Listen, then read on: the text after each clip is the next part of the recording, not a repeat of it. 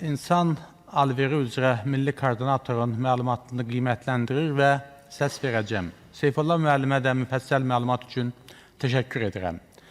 Komitə iclasında çıxış etmişdim, bu sahədə görülən işləri də alqışlamışdım və daxili işlər orqanlarına ölkəmizdə sabitliyin və qanunçuluğun qorunması üçün də təşəkkürümü bildirmişdim. Bir daha vətəndaşlara, dövlət etdikləri xidmətə görə daxili işlər orqanlarına, cənab naziri və bütün əməkdaşlarına, müavinlərinə təşəkkür edir və hər zaman onlara bu sahədə dəstək olduğumuzu bəyan edirəm.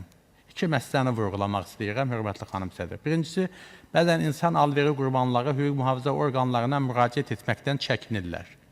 Ya qorxudan, ya da etinadsızlıqdan.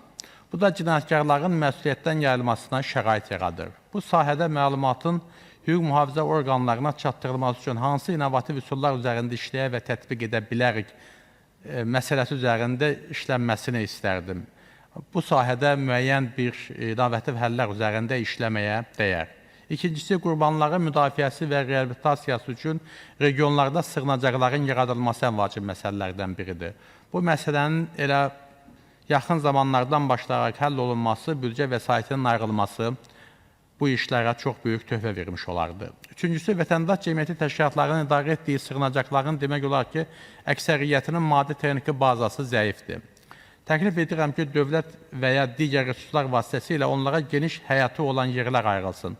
4-5 sot ərazidə 50 nəfərin, 100 nəfərin yaşaması çətindir. Bu sahədə də diqqət çəkəsi çox məqamlar var. Biz bir neçə il öncə Daxili İşlər Nazirliyinin İnsan alverinə qarşı mübarizə baş idarəsinin tərəfindən idarə olunan insan alveri qurbanlarının müvəqqəti yaşaması üçün sığınacaqda olmuşduq və şərait çox yüksək səviyyədə idi. Çox xoşumuza gəldi.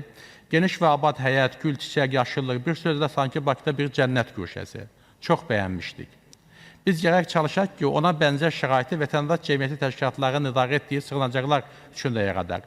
Təbii ki, bunun üçün böyük vəsait tələb olunur və həmin idarə tərəfindən o təşkilatlara qrantlar ayrılır və bunu yüksək qiymətləndirirəm. Amma ümid edirəm ki, bu sahədə də müəyyən bir dövlət vəsaiti hesabına bu işlərin görülməsinə ehtiyac var. Təşəkkür edirəm, xanım sədr.